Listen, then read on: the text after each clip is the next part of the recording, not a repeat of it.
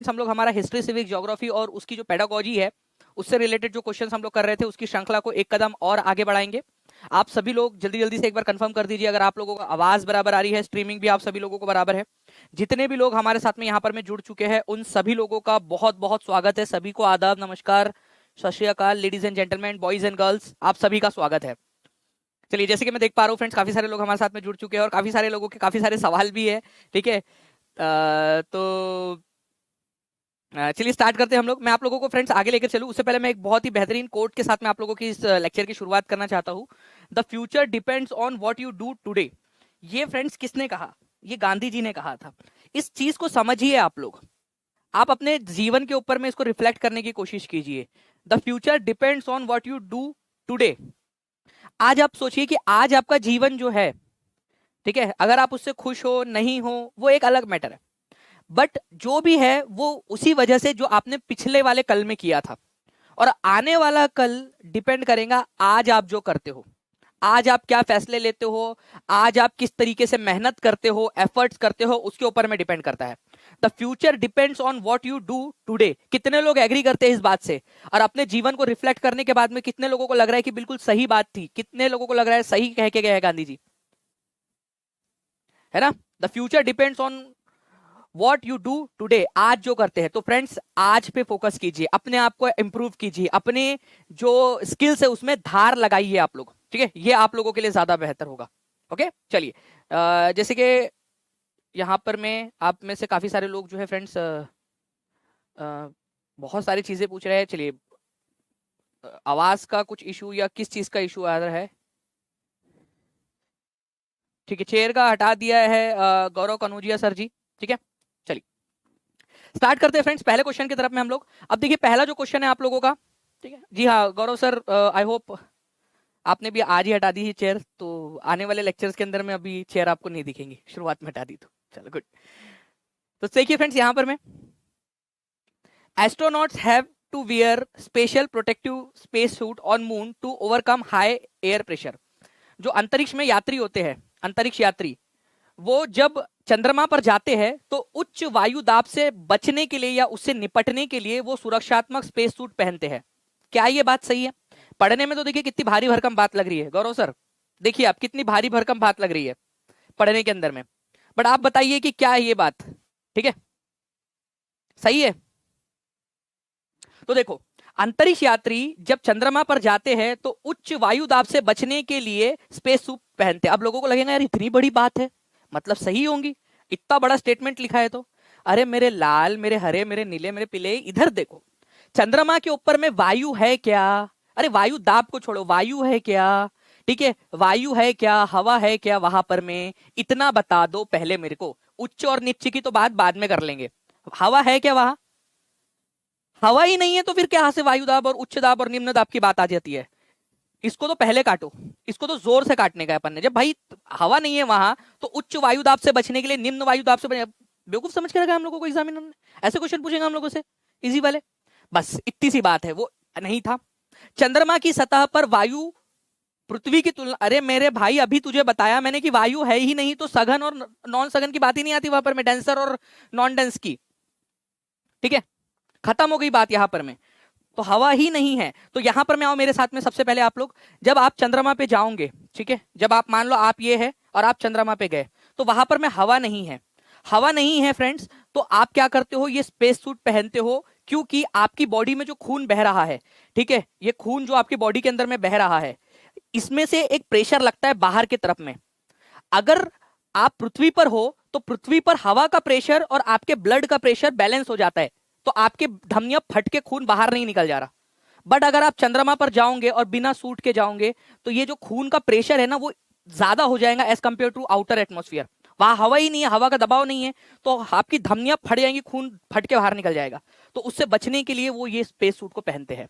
तो आपको याद रखना है फ्रेंड्स कि जो एस्ट्रोनॉट्स होते हैं, जो चंद्रमा पर जाते हैं, वो इस तरीके का स्पेशल सूट पहनते हैं, क्योंकि वहां पर में एयर ही नहीं है, हवा ही नहीं है, तो हवा के प्रेशर होने का भी सवाल नहीं उठता। हवा ही नहीं है वहां पर में, तो हवा का प्रेशर भी नहीं है, तो इससे बचने के लिए वो स्पेस सूट पहनते हैं। अदरवाइज क्या होगा? उनकी ब्लड वेसल्स फट जाएंगी, उनकी धमनियां फट जाएंगी इस वजह से। तो ये पॉइंट इंपॉर्टेंट था। तो अंतरिक्ष यात्री उच्च वायु दाब से बचने के लिए नहीं पहनते, भाई हवा ही नहीं है वहां पर में, ठीक है, उसके लिए पहनते वो लोग, ठीक है। चंद्रमा की सतह पर वायु दाब की तुलना में सघन होती है, हवा ही नहीं है वहां, तो सघन होने का सवाल ही नहीं उठता। तो आंसर आप लोगों को ऑप्शन नंबर डी हो जाएगा फ्रेंड्स यहाँ पर में, neither one neither two, neither one neither two, खत्म बात। कितने लोगों का सही आंसर था ये बता देंगे मेरे को। चलिए नाउ फ्रेंड्स एक बार आगे बढ़ते हैं हम लोग नेक्स्ट क्वेश्चन के साथ में। ये क्वेश्चन आप लोगों का एग्जाम में पूछा गया एक्चुअल क्वेश्चन भी ले लीजिए। जितने बच्चों ने इसका आंसर कर दिया उनकी लाइफ झिंगा लाला हो जाएंगी। बताइए इसका आंसर क्या होगा, और एक बार लाइक एंड शेयर कर देंगे फ्रेंड्स जितने भी लोग देख रहे हैं यहाँ पर में, जल्दी जल्दी से बता दीजिए इस क्वेश्चन का आंसर क्या होगा आप लोगों का। 13 जनवरी के पेपर आउट हो गया था क्या सर, फिर से होगा? अभी तो फिलहाल में सच ऑफिशियल न्यूज तो ऑफिशियल तो ऐसा कुछ भी आया नहीं है उनकी तरफ से जी। मेरा बिल्कुल आशीर्वाद है 23 तारीख वालों के साथ में भी, 23 तारीख को जिनका पेपर है कीजिए यहाँ पर में। मैक्सिमम लोगों का गलत था, चलो अच्छी बात है, मतलब कुछ लोगों ने तो सही किया होगा, मैक्सिमम लोगों का गलत था। अब सही हो गया ना, अब याद रखोगे हमेशा, ठीक है, अभी याद रखना है हमेशा, जिंदगी भर याद रखना है। चलिए तो इस क्वेश्चन के बारे में अगर हम लोग बात करें फ्रेंड्स यहाँ पर में, तो देखिए एस्ट्रोनॉट जो है आप लोगों का वो स्पेशल तरीके के प्रोटेक्टिव सूट्स पहनते हैं जब वो चंद्रमा के ऊपर में होते हैं, तो बिल्कुल सही बात है, इस तरीके के पहनते हैं, ठीक है। हाय हेलो, ठीक है। उसके बाद में friends there is no air pressure on moon, ठीक है, and blood vessels of the astronaut would burst. अगर ये नहीं पहनेंगे तो वहां हवा नहीं होने के कारण इनकी जो रक्त शिराएं है, धमनियां है, वो बल के कारण फट सकती है, बर्स्ट हो सकती है। बिल्कुल सही बात है, ये भी बिल्कुल सही है। तो आपका आंसर क्या होगा इसको देखिए आप लोग यहां पर में, ए और बी दोनों सही है, तो ये आंसर और ये आंसर नहीं हो सकता आप लोगों का, क्योंकि ए और बी दोनों सही है। इतना मानते हो आप लोग, ठीक है, इतना मानते हो आप लोग, ये याद रखना है आप लोगों ने, ठीक है। वैसे आप पूछ रहे, चलो आचल श्रीवास्तव ने आंसर कर दिया, ठीक है। देखिए फ्रेंड्स यहाँ पर में A is true B is incorrect, both A and B are false. यहाँ पर मैं आप लोग बताइए इसका आंसर क्या होगा, ध्यान से देखिए आप लोग, ठीक है, इस क्वेश्चन को ध्यान से देखना है आप लोगों ने। अब अगर मैं बात करूं यहां पर में, दोनों के दोनों सही है, बट क्या बी जो है वो ए का एक्सप्लेनेशन है? हमने ये सूट क्यों पहना, क्योंकि चंद्रमा पर हवा नहीं है, हमारी धमनियां फट जाएंगी। तो सही बात है, बी जो है वो एक्सप्लेन कर रहा है, किस चीज को एक्सप्लेन कर रहा है कि हमने सूट क्यों पहना, इस चीज को एक्सप्लेन कर रहा है। तो आंसर आप लोगों को ऑप्शन नंबर ए होगा, both A and B are true and B is the correct explanation of A. ये याद रखेंगे आप लोग, करेक्ट एक्सप्लेनेशन ऑफ ए। कितने लोगों का सही हुआ था ये बता दो मुझे, कितने लोगों का ये वाला सही हुआ था, अब बताने के बाद में आप लोगों का, ठीक है, सही हो गया था यहाँ पर में। चलो बहुत बढ़िया, अच्छे से, गुड। इसी तरीके से आप लोगों को यहाँ पर में जो है आगे तैयारी करनी है अपने आप लोगों ने। सोशल आर्मी के साथ में चलना सा चंद्रमा पे, बिल्कुल आप लोग आइए, आप लोगों को तो भी चलेंगे लेके रख। इस क्वेश्चन का आंसर कीजिए आप लोग, और एक बार लाइक एंड शेयर करते रहेंगे सभी लोग जल्दी जल्दी से। बहुत सारे लोगों का सही हुआ था, गुड, मजा आ रही है पढ़ने में, गुड। देखिए यहां पर मैं आप लोगों को बोला है निम्नलिखित में से क्या सच है।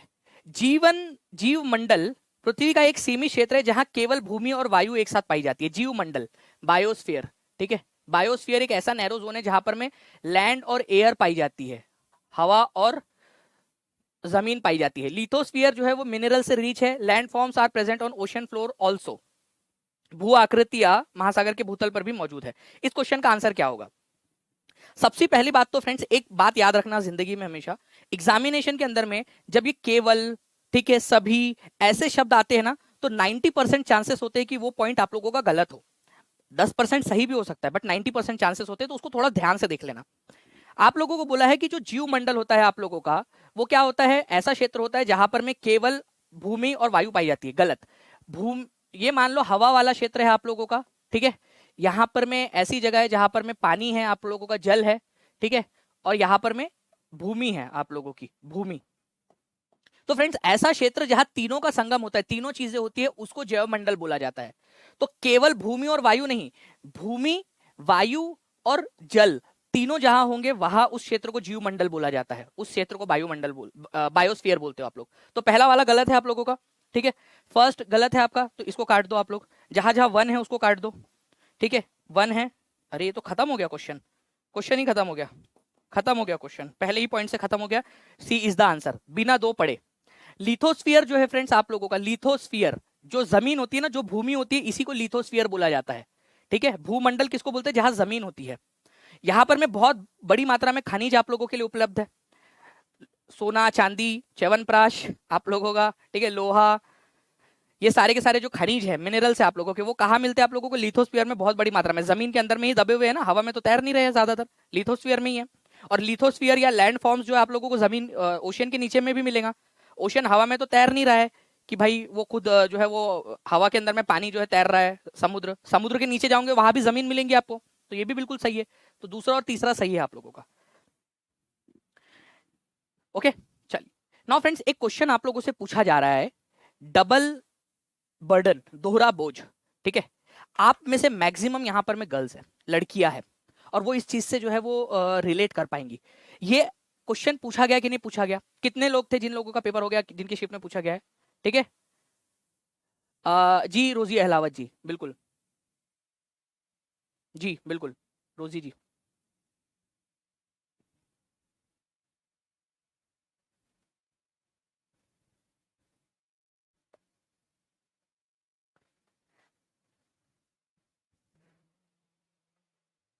नाइनटीन को आया था ये क्वेश्चन, चलो बहुत अच्छी बात है।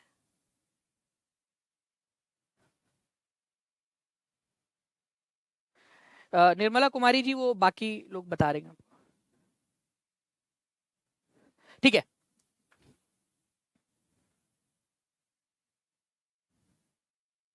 देखिए यहां पर में दोहरा बोझ का मतलब क्या होता है, दोहरा बोझ, ठीक है। दोहरा बोझ, एक महिला है, ठीक है, यहां पर में ये एक महिला है, इसका नाम है नेहा, मान लीजिए। अब ये जो नेहा है, ये बेचारी जो है बड़ी दीन दुखी महिला है। इसके छोटे छोटे से जो है वो 8 बच्चे हैं, छोटे छोटे से 8 बच्चे, मतलब कुछ तो बड़े भी हो गए होंगे 8 साल के, मतलब एक साथ 8 नहीं, छोटे छोटे से 8 बच्चे हैं, ठीक है। एक पति है उसका राजू नाम का, ठीक है, वो शराब पीता रहता है, काम धंधा नहीं करता ज्यादा। बेचारी नेहा को काम पे जाना पड़ता है, काम पे जाती है, बच्चों को संभालती है, 8 बच्चों को, राजू को भी संभालती है वो, ठीक है, राजू तो पीकर पड़ा रहता है। नेहा बेचारी घर का भी काम करती है, घर का काम करती है पहले, फिर वो तैयार होती है, ऑफिस जाती है, ऑफिस का काम करती है, फिर वापस आती है, घर का काम करती है, फिर अगले दिन जो है सबके लिए खाना बनाती है, घर की सफाई करती है, फिर ऑफिस भी जाती है। तो इस तरीके से अगर आप देखोगे तो नेहा जो है वो तो डबल डबल काम कर रही है, घर का भी काम कर रही है और ऑफिस का भी काम कर रही है। तो कई सारी जो वर्किंग महिलाएं होती है, उनके ऊपर में फ्रेंड्स दोहरा जो है वो बोझ होता है, ठीक है। महिलाएं घर के अंदर के भी काम करती है और बाहर का भी काम करती है, मतलब ऑफिस वगैरह का भी काम करती है। तो इस तरीके की जो व्यवस्था होती है फ्रेंड्स, उसको दोहरा बोझ कहा जाता है। और जनरली हमारे भारत के अंदर में महिलाएं ये दोहरा बोझ उठा रही होती है। आप लोग देखोगे भारत के अंदर में डबल बर्डन, ये क्वेश्चन फ्रेंड्स आप लोगों का काफी सारे शिफ्ट के अंदर में अब तक आ चुका है, पिछले साल भी आया था, अभी भी आया है, इसी वजह से मैंने आपको अच्छे से समझा दिया, ठीक है। ये याद रखना है आप लोगों ने। तो यहाँ पर मैं इस प्रकार से फ्रेंड्स, जब घर का काम और ऑफिस का काम, बाहर का काम और घर का काम, दोनों काम एक साथ करते हैं, इसी को आप लोग दोहरा बोझ या फिर डबल बर्डन बोलते हो, ये याद रखना है आप लोगों ने। एक बार लाइक एंड शेयर कर देंगे फ्रेंड्स सभी लोग जल्दी जल्दी से, ठीक है, सभी लोग कर देंगे। जी हाँ, आंचल श्रीवास्तव ने आंसर कर दिया, आंचल श्रीवास्तव जी का मैसेज देख लीजिए आप, आपको पता चल जाएगा वहां पर, उन्होंने भी आंसर कर दिया। देखिए एक क्वेश्चन आप लोगों से पूछा गया था एग्जाम के अंदर में, इस क्वेश्चन को देखो आप लोग, आपका कंसेप्ट जो है वो बिल्कुल क्लियर हो जाएगा, ठीक है। जल्दी से बताइए यहाँ पर में इस क्वेश्चन का आंसर क्या होगा?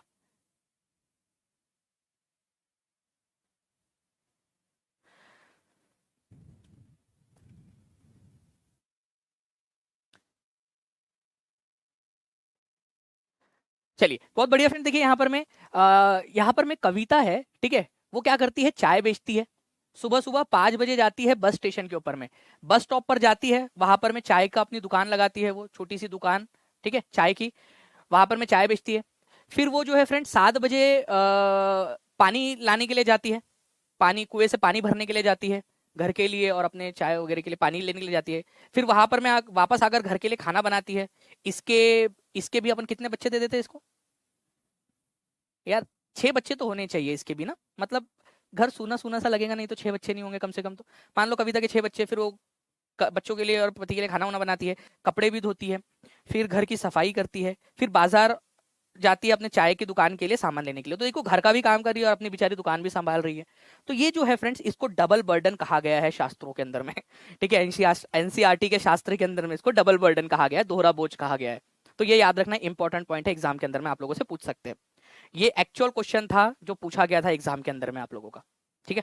चलिए नेक्स्ट फ्रेंड्स, आप लोगों के अब बड़ा सा क्वेश्चन की तरफ में आगे बढ़ते हैं। ये क्वेश्चन आप लोगों का आया था 20 दिसंबर 2021 में, लेकिन ये क्वेश्चन को चूज करने के पीछे जो है मेरा उद्देश्य ये है कि आपका एक क्वेश्चन से काफी सारे कंसेप्ट क्लियर हो जाएंगे। एक क्वेश्चन और काफी सारे कंसेप्ट एक साथ क्लियर। एक बार लाइक एंड शेयर कर देंगे फ्रेंड, जितने भी लोग देख रहे हैं यहाँ पर में, सभी लोगों का लाइक हो जाना चाहिए जल्दी जल्दी से फ्रेंड सारे। जनसंख्या वृद्धि का ख्याल रखिए सर जी। मैं क्यों रखूं, वो लोग रखेंगे जनसंख्या वृद्धि का ख्याल। मैं तो रख ही रहा हूं, अभी तक शादी नहीं की है मैंने।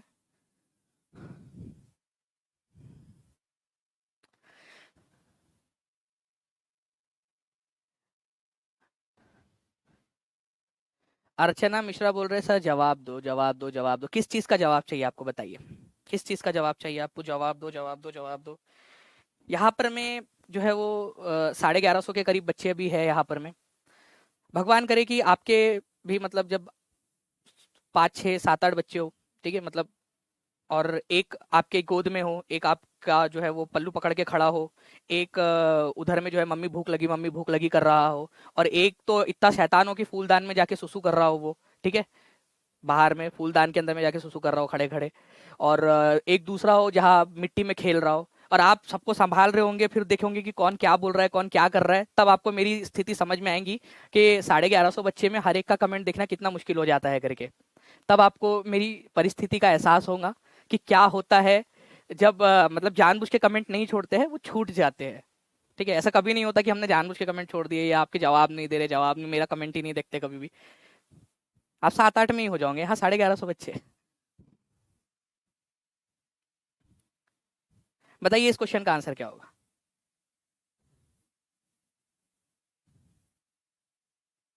देखिए फ्रेंड्स, यहाँ पर मैं अगर हम लोग बात करें कि minerals are created by natural process, ये बात सही है एकदम आप लोगों की।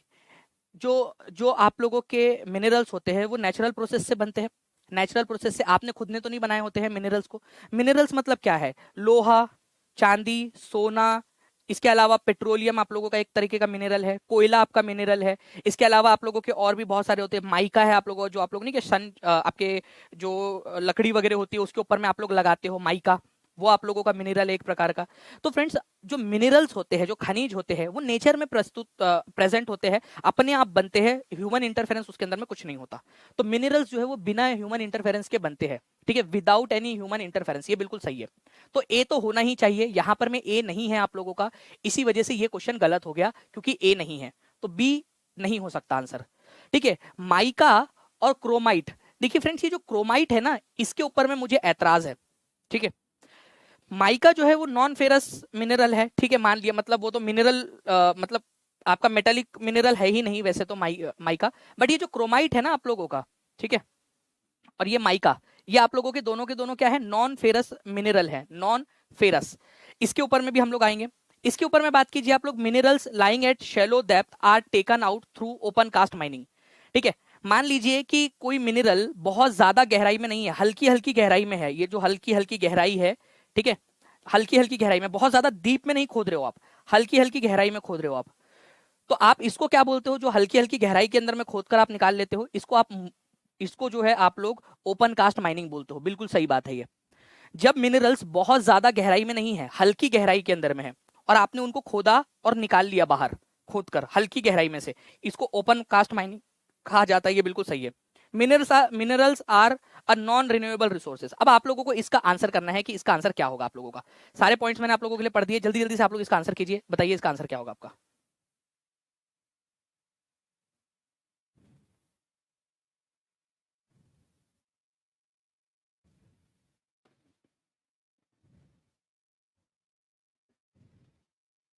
सारे लोग आंसर करेंगे, और एक बार सारे लोग अच्छे से पढ़िए, इस पूरे के पूरा जितना भी पॉइंट है ना आप लोगों का, इसको पूरा अच्छे से पढ़िए आप लोग, और बताइए कि इसका आंसर क्या होगा आपका। मैं तब तक आप लोगों के कमेंट्स यहाँ पर मैं एक बार देख लेता हूँ कि कमेंट्स क्या कर रहे हैं बच्चे लोग।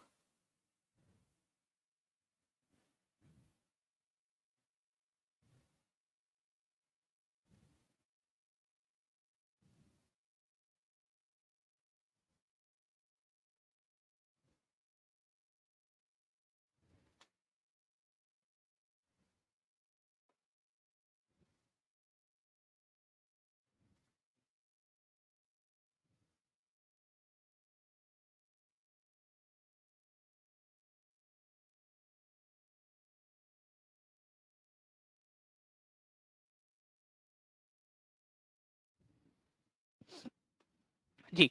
अब देखिए फ्रेंड्स, यहाँ पर मैं अगर हम लोग बात करें इसकी, तो पहला वाला तो आप लोगों का सही है। दूसरे वाले की अगर मैं बात करूं आप लोगों की क्रोमाइट की, तो क्रोमाइट के अंदर में जो है फ्रेंड्स आप लोगों का लोहा पाया जाता है। फेरस, लोहा, लोहा जो है ये पाया जाता है आप लोगों का, लोहा जिसको आप लोग आयरन भी बोलते हो। तो आप लोग यहाँ पर मैं देखोगे कि क्रोमाइट, माइका तो चलो ठीक है अलग बात है, लेकिन क्रोमाइट इसके अंदर में लोहा पाया जाता है, तो क्या इसको नॉन फेरस बोल सकते हो आप लोग? माइका आपको लोगों को बताता हूं मैं, ये माइका लाल जो है ना इसको भी बताता हूं आप लोगों को, लेकिन यहाँ पर मैं आप लोग देखिए क्रोमाइट को, ये जो क्रोमाइट है इसके अंदर में बहुत ज्यादा लोहा पाया जाता है, तो क्या मैं इसको क्रोमाइट को मैं नॉन फेरस बोल सकता हूँ क्या? आप लोग हाँ या ना में जवाब दो मुझे बस। ठीक है, इतना जवाब दे दो, मान जाएंगे आप लोगों को। नहीं बोल सकते क्योंकि उसके अंदर में लोहा पाया जाता है। ठीक है, तो ये आप लोगों का क्या होगा? गलत होगा, गलत होगा आपका। तो जहां जहां बी है उसको काट दो, बी है काट दो, बी है काट दो। आंसर तक हम लोग पहुंच गए बहुत आसानी से। दो ही स्टेटमेंट पढ़ा और पूरा क्वेश्चन खत्म, दो क्वेश्चन में। मिनरल्स जो है फ्रेंड्स नेचुरल प्रोसेस से बनते हैं, हमने ऑप्शन नंबर बी को एलिमिनेट किया क्योंकि वहां ए नहीं था। माइका जो है फ्रेंड्स, इसको मैं आप लोगों को बताता हूं, बट आप इस पे फोकस कीजिए पहले, क्रोमाइट पे। क्रोमाइट जो है ये इसके अंदर में लोहा भर भर के होता है इस क्रोमाइट के अंदर में। क्रोमाइट एक प्रकार का फेरस मिनरल है, आप लोगों का एक मिनरल है क्रोमाइट, जिसके अंदर में लोहा भी प्रेजेंट होता है। तो लोहा होता है, इसको नॉन फेरस नहीं बोल सकते, अलोह नहीं बोल सकते, क्योंकि उसमें लोहा होता है। ठीक है, तो ये बी आपका गलत था, तो यहां पर में ये आप लोगों का, या मेरे ख्याल से तो तीनों ही एलिमिनेट हो गए आप लोगों के बी के जरिए, तीनों ही एलिमिनेट हो गए थे। ठीक है, उसके बाद में minerals lying at shallow depth are taken out through open cast mining. Open cast mining के जरिए जो है फ्रेंड्स इसमें जो आप निकालते हो, ठीक है, ओपन कास्ट माइनिंग में किसके थ्रू निकाल, मतलब कौन से वाले गहराई से निकालते हो? कम या ज्यादा गहराई? कम गहराई में से। तो जब कम गहराई में से निकालते हो तो उसको ओपन कास्ट माइनिंग कहा जाता है।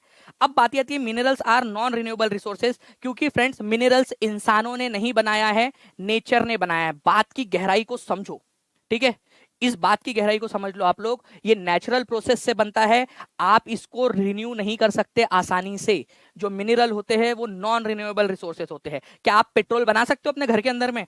ठीक है, क्या आप लोहा बना सकते हो? अरे लोहा छोड़ो, आप सोना बना सकते हो, चांदी बना सकते हो अपने घर के अंदर में? नहीं बना सकते। मिनरल्स नॉन रिन्यूएबल होते हैं फ्रेंड्स, ये याद रखना आप लोगों ने। डी भी आप लोगों का सही है, ये बहुत सारे शिफ्ट के अंदर में पूछा गया, non renewable. Minerals are non renewable, आप लोग बोलोगे तो मैं आपको दिखा भी दूंगा यहाँ पर मैं। ठीक है, चलिए, बिंदास इंडियन भी टाइप कर रहे हैं, बिल्कुल। देखिए फ्रेंड्स, तो नेचुरली ऑकरिंग सब्सटेंस होते हैं मिनरल, दो प्रकार के होते हैं, एक होता है मेटालिक, एक होता है नॉन मेटालिक। मेटालिक का मतलब होता है फ्रेंड जिसमें धातु हो, ठीक है, और ये भी दो प्रकार के हो सकते हैं। एक तो हो सकता है वो धातु लोहा हो, या हो सकता है कोई और धातु हो। ठीक है, कोई और धातु हो वो। तो अगर उसमें लोहा है तो उसको फेरस मेटेलिक मिनरल बोलेंगे। अगर उसके अंदर में नॉन फेरस है, लोहा नहीं है, तो उसको नॉन फेरस मेटेलिक मिनरल बोलेंगे। लेकिन अगर उसमें मान लो कोई धातु ही नहीं है, चाहे लोहा हो, सोना चांदी च्यवनप्राश कुछ नहीं हो, उसमें कुछ और ही है, जैसे पेट्रोल है, अब उसमें कोई धातु उतु नहीं है, तो उसको नॉन मेटेलिक बोला जाएगा। कोयला, उसमें कोई लोहा चांदी सोना कुछ नहीं है उसके अंदर में, तो उसको नॉन मेटेलिक बोला जाएगा। माइका एक प्रकार से आप लोगों का मिनरल है, वो भी निकाला जाता है, अभ्रक, ओके, तो वो भी आप लोगों को नॉन मेटेलिक मिनरल के अंदर में आएगा। नेक्स्ट क्वेश्चन की तरफ मैं आगे बढ़ते हैं आप लोगों के। इस क्वेश्चन को आप लोग देखिए, इसका इसका आंसर क्या हो सकता है आप लोगों का, ध्यान से देखना आप लोग। उपयुक्त में से कौन सा अधात्विक पदार्थ है? अधात्विक मतलब जिसके अंदर में धातु नहीं है।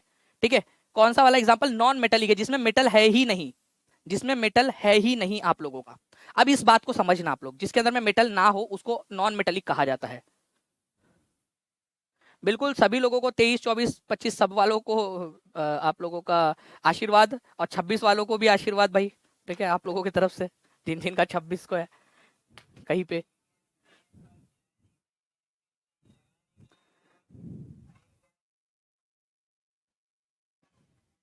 देखिए यहां पर मैं अगर मैं बात करूं फ्रेंड्स बॉक्साइट की, तो बॉक्साइट जो है इसके अंदर में भर भर के एल्यूमिनियम होता है। क्या होता है? एल्यूमिनियम। एल्यूमिनियम का नाम सुना है ना आप लोगों ने? एल्यूमिनियम के बर्तन वगैरह भी बनते हैं बहुत सारे, एल्यूमिनियम से और भी बहुत सारी चीजें बनाई जाती है। तो एल्यूमिनियम के अंदर में बॉक्साइट होता है। एल्यूमिनियम क्या है? एक तरीके का मेटल है, मेटल है। आप लोगों से नॉन मेटेलिक पूछा है, नॉन मेटेलिक वाला, तो ये ए तो आंसर नहीं हो सकता, वन नहीं हो सकता, क्योंकि इसके अंदर में एल्यूमिनियम होता है, एल्यूमिनियम इसके अंदर में मौजूद होता है। तो जहां जहां वन है उसको काट दो, यहाँ वन था और ये ऑल ऑफ दी अबव में भी वन है, तो इसको भी काट दो आप लोग। तो सी, बी और डी आप लोगों का ऑप्शन एलिमिनेट हो गया। मैंगनीज, ठीक है, मैंगनीज की बात करूं फ्रेंड्स, तो मैंगनीज के अंदर में भी आप लोगों का जो है आयरन होता है, आयरन। मैंगनीज के अंदर में लोहा होता है, तो ये इसके अंदर में भी एक प्रकार का आप लोग बोल सकते हो कि लोहा है, तो एक मेटल ही है वो। आपको नॉन मेटल चाहिए जिसके अंदर में मेटल हो ही ना, लोहा सोना चांदी एल्यूमिनियम कुछ ना हो, तो बी, 2 को भी आपको एलिमिनेट करना पड़ेगा, 2 को भी एलिमिनेट कर दो आप, जहां जहां 2 है उसको भी काट दो, ये 2 को भी काट दिया आपने, तो मतलब ए भी कट गया। तो एक ही आंसर आपके पास में बच जाता है, वो है आपका ऑप्शन नंबर सी। देखो बॉक्साइट के अंदर में एल्यूमिनियम मौजूद होता है, मैंगनीज और क्रोमाइट, क्रोमाइट इसके अंदर में लोहा मौजूद होता है। तो क्रोमाइट बोलो या मैंगनीज बोलो, इनके अंदर में आप लोगों का आयरन होता है, लोहा होता है, ये याद रखना है आप लोगों ने, आयरन होता है। तो आयरन मौजूद है ना, तो उसको नॉन मेटेलिक नहीं बोल सकते, उसको मेटेलिक बोलेंगे, फेरस मेटेलिक मिनरल है ये मैंगनीज आपका, और क्रोमाइट भी। बाकी जिप्सम, ठीक है, पेट्रोलियम और कोल, ये आप लोगों के नॉन मेटेलिक है, इसमें कोई मेटल नहीं पाया जाता। तो आंसर आप लोगों का ऑप्शन नंबर सी होगा। कितने लोगों ने सी आंसर लगाया था? कितने लोग थे जिन लोगों ने सी आंसर लगाया था, एक बार जल्दी से बता देंगे। और सारे लोग जल्दी जल्दी से लाइक एंड शेयर कर देंगे फ्रेंड्स सेशन को, ताकि मुझे भी अच्छा लगे कि यार हाँ मैं एनर्जी से पढ़ा रहा हूँ, आप लोगों को अच्छा से समझ में आ रहा है। Law from Bihar, thank you very much. तो आंसर आपका ऑप्शन नंबर सी हो जाएगा। नाउ फ्रेंड नेक्स्ट क्वेश्चन आप लोगों का, निम्नलिखित में से कौन सा सार्वजनिक क्षेत्र के उद्योग का एग्जांपल है? सार्वजनिक क्षेत्र का उद्योग, public sector industry. Public sector का मतलब क्या होता है? देखिए पब्लिक सेक्टर का मतलब होता है फ्रेंड्स ऐसी इंडस्ट्री आप लोगों की, पब्लिक सेक्टर इंडस्ट्री जिसके अंदर, जिसमें सरकार का 51% से ज्यादा का शेयर हो, 51% प्लस शेयर हो।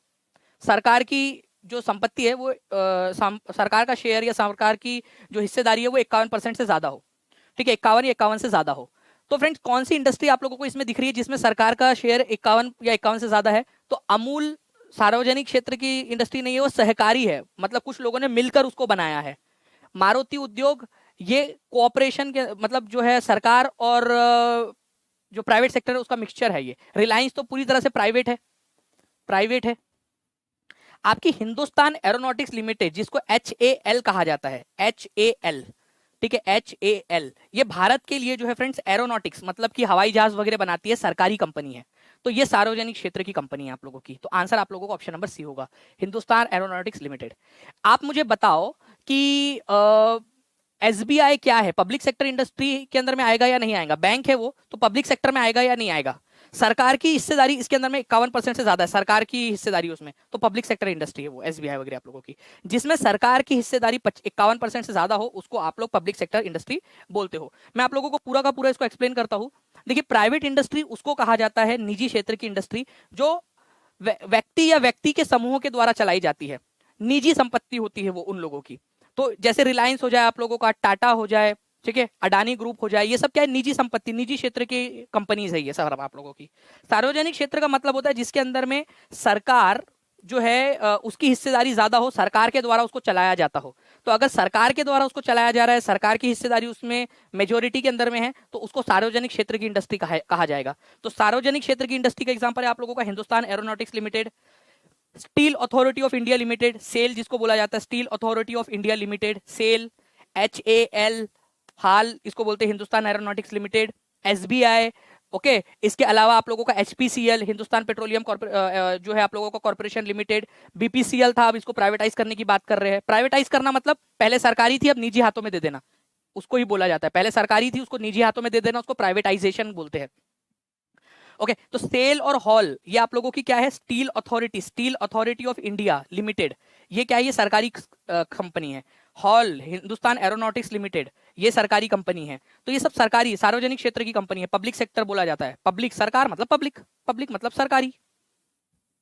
कुछ होती है फ्रेंड्स आपकी जॉइंट सेक्टर इंडस्ट्री, जिसमें सरकार और प्राइवेट दोनों होती है, दोनों का संगम। ये संगम तो जॉइंट सेक्टर का संगम है, ठीक है। तो ये याद रखना है आप लोगों ने फ्रेंड, जहां पर में दोनों प्राइवेट सेक्टर और पब्लिक सेक्टर दोनों मिलकर कोई काम करते हैं अगर, ठीक है, दोनों मिलकर अगर कोई काम कर रहे हैं तो उसको बोला जाएगा आप लोगों का जॉइंट सेक्टर इंडस्ट्री, संयुक्त क्षेत्र। संयुक्त क्षेत्र का एग्जांपल है मारुति उद्योग।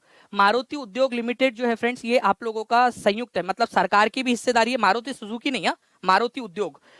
सरकार और मारुति कंपनी जो थी उन दोनों ने मिलकर मारुति उद्योग लिमिटेड स्टार्ट किया था, ताकि सरकारी हस्तक्षेप के साथ में, सरकारी मदद के साथ में भारत के अंदर में कार का जो व्यापार है और जो कार निर्माण है उसको बढ़ावा दिया जा सके। तो ये जॉइंट सेक्टर इंडस्ट्री का एग्जांपल है मारुति उद्योग लिमिटेड। कोऑपरेटिव सेक्टर का मतलब होता है जहां पर में फ्रेंड्स जितने भी लोग उसमें काम कर रहे हैं वो वहां के मालिक हो, ठीक है, सबकी हिस्सेदारी है उसके अंदर में। जैसे for example Anand milk union limited, Amul जिसको आप लोग बोलते हैं, तो जितने भी लोग अमूल के साथ में जुड़े हुए हैं उनकी अमूल में कुछ ना कुछ हिस्सेदारी होंगी, अमूल के अंदर में वो मालिक है। तो जितने लोग उसमें काम कर रहे हैं वही लोग उसको ऑपरेट भी करते हैं और वही लोग उसके मालिक है। ओन्ड एंड ऑपरेटेड बाय, ठीक है, ओनर्स, ठीक है, जो भी सप्लायर है, रॉ मटेरियल है, जो वर्कर है, वही लोग जो है फ्रेंड्स उसके मालिक भी है। ठीक है, जितने भी लोग काम कर रहे हैं, पूर्ति कर रहे हैं, उत्पादन कर रहे हैं, सारे के सारे लोग उसके मालिक है। तो ये अमूल उसका एग्जाम्पल हो गया आप लोगों का, सब लोग मिलजुल कर उसको चलाते हैं। ठीक है, सुधा डेयरी हो गई, ये इसका एग्जाम्पल है। कई सारे सहकारी बैंक भी होते हैं आप लोगों के, शिक्षक सहकारी बैंक वगैरह होती है आप लोगों की, तो ये याद रखना है आप लोगों ने। ठीक है, चलिए, तो थैंक यू गोपी शुभम। तो सहकारी क्षेत्र आप लोगों का हो गया। तो यहां पर मैं आप लोगों से जो पूछा था, इन सबके एग्जाम्पल्स आप लोग बता देंगे मेरे को। चलो आजा मेरे लाल, नहीं आएगा, ठीक है, चलो कोई बात नहीं, हम इधर से कर लेंगे, यहाँ पर जुगाड़ इधर से मिटा देंगे हम लोग। चलो बताओ, यहाँ पर मैं सारे एग्जाम्पल्स आप लोग मेरे को कमेंट करके बताइए, सारे के सारे बताइए। अमूल जो है फ्रेंड्स, ये किसका एग्जाम्पल हो जाएगा आप लोगों का? अमूल ये आप लोगों का कोऑपरेटिव सेक्टर का एग्जाम्पल हो जाएगा। कोऑपरेटिव, कोऑपरेटिव, कोऑपरेटिव, ठीक है, कोऑपरेटिव का एग्जांपल हो जाएगा आप लोगों का। सहकारी, सहकारी लिख देता हूं, आप लोग भी लिखो मेरे साथ साथ में, और जितने भी लोग लाइव देख रहे हो, ऑफलाइन देख रहे हो, सभी को लिखना है कमेंट बॉक्स के अंदर में, सभी लोग लिखेंगे इसको, सहकारी। मारुति उद्योग जो है फ्रेंड्स, ये आप लोगों का क्या बताया था मैंने, ज्वाइंट सेक्टर इंडस्ट्री है आप लोगों की। ठीक है, संयुक्त क्षेत्र, joint sector, joint joint sector, joint sector industry है, ये भी याद रखना है आप लोगों ने, ज्वाइंट सेक्टर इंडस्ट्री है, जिसको आप लोग संयुक्त भी बोल सकते हो हिंदी में, संयुक्त। मेरे साथ साथ में सभी लोगों को लिखना है, सभी लोग लिखेंगे, संयुक्त भी इसको बोला जा सकता है। हिंदुस्तान एरोनॉटिक्स लिमिटेड जो है आप लोगों की पब्लिक सेक्टर अंडरटेकिंग या इंडस्ट्रीज है, जिसको पीएसआई या पीएसयूज भी बोला जाता है, पब्लिक सेक्टर इंडस्ट्रीज। ठीक है, पब्लिक सेक्टर जो आप लोगों का बोला है यहाँ पर मैं, सार्वजनिक क्षेत्र। और रिलायंस जो है ये आप लोगों की प्राइवेट है, प्राइवेट, निजी संपत्ति है ये याद रखना है आप लोगों ने, निजी है, निजी कंपनी है ये आप लोगों की, निजी। तो इस तरीके से चारों एग्जाम्पल्स एक ही क्वेश्चन के अंदर में हम लोगों ने कवर कर लिए, याद रहेगा आप सभी लोगों को ये अभी भी? ठीक है, चलिए, इसके अलावा जो है फ्रेंड्स एक क्वेश्चन, ठीक है, बड़ा सा, और ये क्वेश्चन आप लोगों के लिए बहुत इंपॉर्टेंट है, इसी वजह से लगाया है। ये क्वेश्चन आपका केवीएस, DSSB, सुपर टेट और यूपी टेट के अंदर में भी पूछा जाने की संभावना बनती है फ्रेंड्स, क्योंकि ये क्वेश्चन के थ्रू मैं आपको एक कंसेप्ट बताने वाला हूं। जल्दी से 1000 लाइक्स को क्रॉस कराएंगे सभी लोग, जल्दी जल्दी से लाइक का नंबर बढ़ा के। देखिए यहां पर मैं ना, एक बात मेरी जो है ना नजर, दानी सर की नजर एक चीज के ऊपर में जाकर अटक गई, यहां पर मैं ईस्टर्न मार्जिन के ऊपर में। ठीक है, ईस्टर्न मार्जिन पे।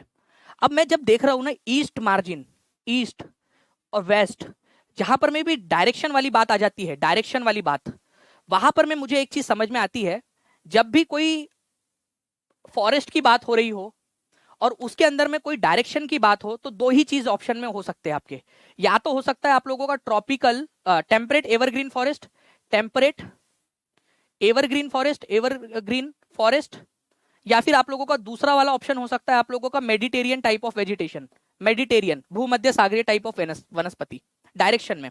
मैं बताता हूं क्यों। क्योंकि फ्रेंड्स केवल दो ही, हम लोगों ने जितना भी पढ़ा है उनमें केवल दो ही जगह ऐसी थी जहां पर में डायरेक्शन की बात आई थी कि कौन से कंटिनेंट के कौन से हिस्से में पाए जाते हैं। तो टेम्परेट एवरग्रीन फॉरेस्ट ये ईस्टर्न मार्जिन में पाया जाता है, ईस्ट वाले साइड में। और मेडिटेरियन टाइप ऑफ वेजिटेशन, भूमध्य सागरीय जो वनस्पति होती है आप लोगों की, ये पाई जाती है वेस्टर्न साइड में, साउथ वेस्ट और वेस्ट में पाई जाती है।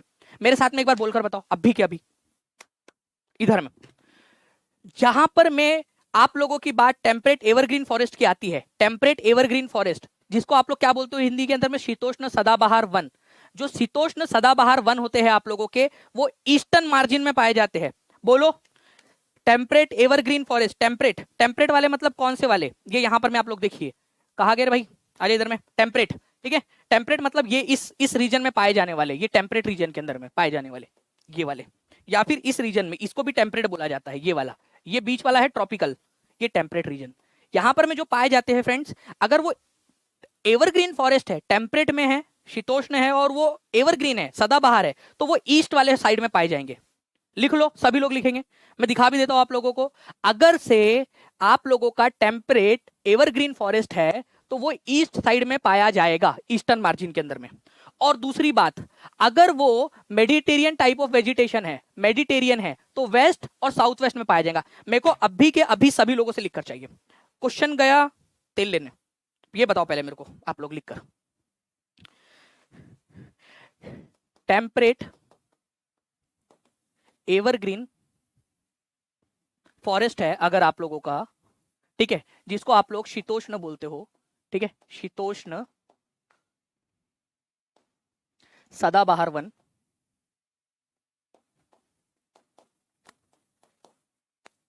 वन, ये आप लोगों का ईस्टर्न मार्जिन के अंदर में पाया जाता है, ईस्टर्न मार्जिन के अंदर में। अगर वो Mediterranean type of vegetation, Mediterranean type है अगर वो, ठीक है, जिसको आप लोग भूमध्य भी बोलते हैं, भूमध्य प्रकार की जो वनस्पतियां होती है वो वेस्ट साइड में पाई जाती है, वेस्ट या फिर साउथ वेस्ट में।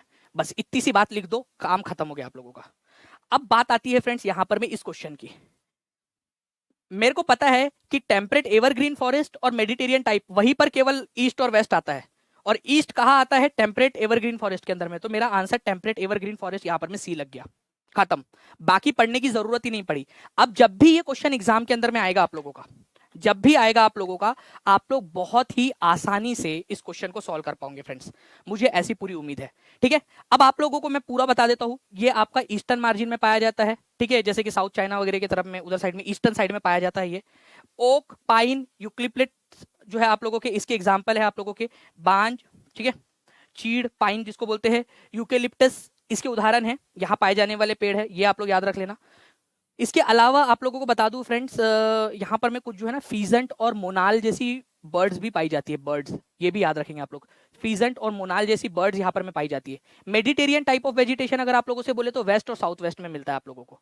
अब इस क्वेश्चन का आंसर कर डालो आप लोग, चलो इस क्वेश्चन का आंसर आप लोग करो, और मैंने कुछ रंग बिरंगे कलर किए हैं, बस वही दो आंसर करना है आप लोगों ने, बस दो कलर आपके, कुछ रंग प्यार के ऐसे भी, बस।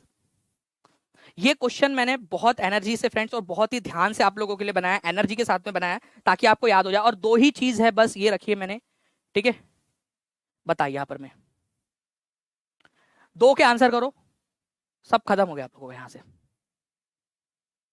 जी देखिए, मैंने आप लोगों को सारी की सारी चीजें करवाई है, ये क्वेश्चन भी कराया था। दानिश शेख जो है फ्रेंड्स सर्च करोगे बायजूस एग्जाम प्रेप के चैनल के ऊपर में, दानिश शेख सर भी सर्च करोगे, बायजूस एग्जाम प्रेप ऐसा सर्च करोगे आप लोगों को ये पूरा पूरा ज्योग्राफी का आप लोगों को मैंने निचोड़ करवाया हुआ है, उसको भी आप लोग देख लीजिए अच्छे से, ठीक है। मुझे भर भर के आशीर्वाद दीजिए, आपसे ही सिर्फ एसएसटी की तैयारी की हूँ, पिछले साल की वीडियो भी सारी देख ली है। चलो बहुत बढ़िया नूतन रानी, कॉन्ग्रेचुलेशन, ठीक है, और ऑल द बेस्ट आपको। ए फॉर अंकुर सर, चलिए बहुत बढ़िया। तो देखिए फ्रेंड्स, यहाँ पर मैं अगर मैं बात करूँ पूर्वी सीमा ईस्ट में, और ईस्ट में मुझे पता है टेम्परेट है, टेम्परेट एवरग्रीन फॉरेस्ट, एवरग्रीन ये भी याद रखना आप लोग, एवरग्रीन, ओके। और पश्चिम में मेडिटेरियन टाइप ऑफ वेजिटेशन मिलता है, बस खत्म हो गई बात, ठीक है। तो पूर्वी वाला जो रहेगा आप लोगों का उष्ण कटिबंधीय सदाबहार, समशीतोष्ण या शीतोष्ण कटिबंधीय सदाबहार वन, सम लगा दो ना लगाओ कोई दिक्कत नहीं। शीतोष्ण कटिबंधीय सदाबहार वन आपके पूरब में मिलेंगे आप लोगों को, और भूमध्य सागरीय जो है आप लोगों को मिलेंगे पश्चिम में। तो सी की जोड़ी लगनी चाहिए आपकी 1 के साथ, और डी की जोड़ी जो है वो लगनी चाहिए आप लोगों की 4 के साथ। अब ये सिर्फ 2 से ही एलिमिनेट करेंगे, मेरे को देखना ही नहीं है बाकी का, ठीक है। 1 और 4 होना चाहिए, 1 4 होना चाहिए, यहाँ नहीं है 1 4, काट दो, 1 4 नहीं है काट दो, 1 4 नहीं है काट दो, यहीं पर है बस कवर, खत्म। कितने लोगों को ये ट्रिक समझ में आ गई है, कितने लोग हैं जिनको ये समझ में आ गया, आप जिंदगी में नहीं भूलेंगे सर। नॉर्थ वेस्ट, नॉर्थ आने ईस्ट आने दो या वेस्ट आने दो, ईस्ट और west, social army is the best, ठीक है जी। बिल्कुल Anchal ji, thank you very much inform करने के लिए, थैंक यू रोजी अलावत जी, थैंक यू। चलो ये याद हो गया आप लोगों को, ये चीज सभी लोगों को, मैंने अपना पूरी जान लगा दी है इसके अंदर में ये चीज आपको समझाने में, ठीक है, पूरी एनर्जी लगा दी है, हाथ दुख गया है पटक पटक के, बट मैंने अपनी पूरी एनर्जी लगा दी है अब इसके अंदर में। अब मुझे रिजल्ट चाहिए बस मेरे बच्चों, रिजल्ट चाहिए मुझे, मैं अपनी पूरी जान लगा देता हूँ। गले से आवाज नहीं निकलती है, सीने से निकलती है आवाज, आपने अगर देखा हो तो जब मैं पढ़ाने लगता हूँ तो आवाज गले से नहीं, छाती से, सीने से निकलती है, ये दिल के पास से, और पूरा पूरा जोर पड़ता है यहाँ, और ये सिर्फ आप ही लोगों के लिए।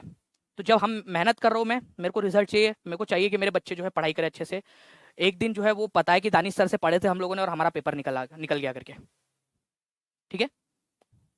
थैंक यू आंचल श्रीवास्तव जी, बच्चों को इन्फॉर्म करने के लिए, और बाकी सभी रोजी जी सब thank you very much, and thank you very much friends, आप सभी लोगों का बहुत बहुत धन्यवाद।